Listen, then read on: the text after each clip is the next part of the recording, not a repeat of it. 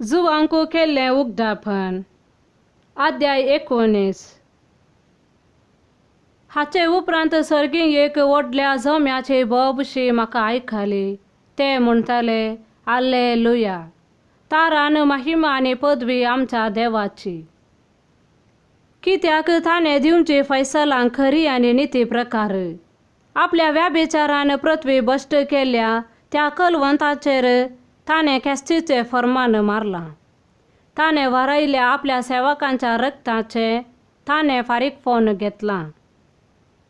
पोरत्यान ते बोब मारन म्हणा लागले, हालेलुया. ती भस्म जाताना उडता तो धुंवर वयर चडत आसा, वय कळनासतना चडत आसा. ते 24 जन मालगाडे आनी त्यो 4 जिवियो देवाच्या पांयांक सरपडलीं आनी सिंहासनार बसलेल्या देवाक आराधन करन म्हणालीं, आमेन, हालेलुया. शेळयेचो लग्न उत्सव. तेदवां सिंहासनांत हांवें एक थाळो आयकलो. तुमी देवाच्या सर्व सेवकांनो, तुमी देवाक भियोवन चलतेल्या ल्हाना व्हडानो, आमच्या देवाक होगलाप दिया. तेदवां एक व्हड झोम्यान भोब मारतेल्या थाळ्या बरी, उसांबळ दर्याचे गाजे बरी आनी भयंकर गडगड्यांच्या आवाजा बरी उलयतलो एक थाळो हांवें आयकलो. तो अशें म्हणटालो, हालेलुया. कित्याक सर्वेस्परा आमच्या देवान सर्व पदवेदारान आपली राजबडकी हातीं घेतल्या.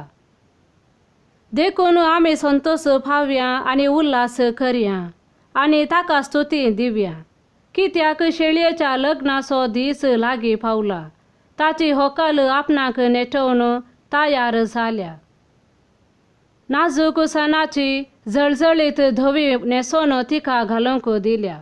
ती नेसोन म्हळ्यार देवाच्या लोकाच्यो शेगुणी करण्यो. तेदवां देवदूतान म्हाका सांगलें, हें बरय.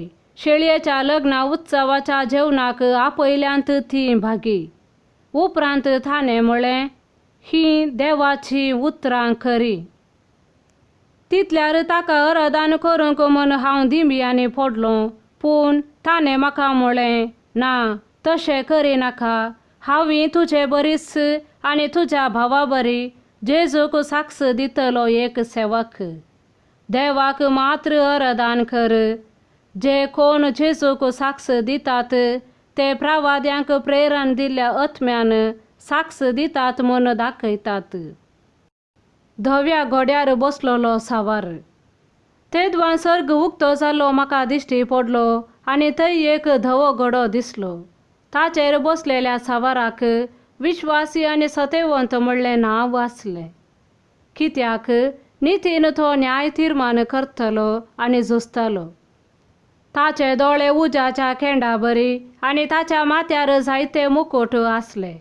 ताच्या आंगार एक नांव बरयलें. तें नांव ताका शिवाय हेर कोणाकी कळीत नासलें.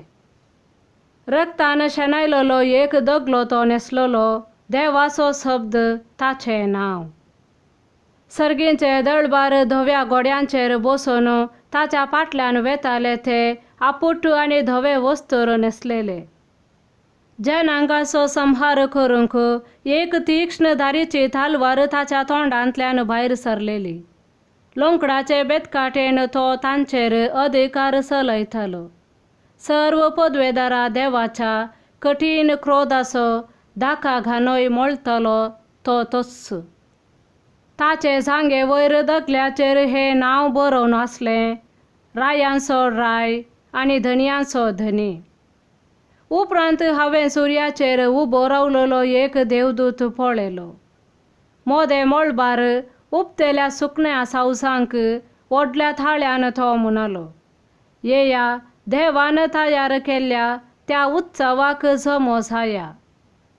रायांचे, सरदारांचे आनी शिपायांचे, घोड्यांचे आनी तांच्या सावारांचे, सोमेस्त स्वतंत्र आनी गुलाम, ल्हान आनी व्हड मनशांचें मांस तुमकां खावंक मेळटलें.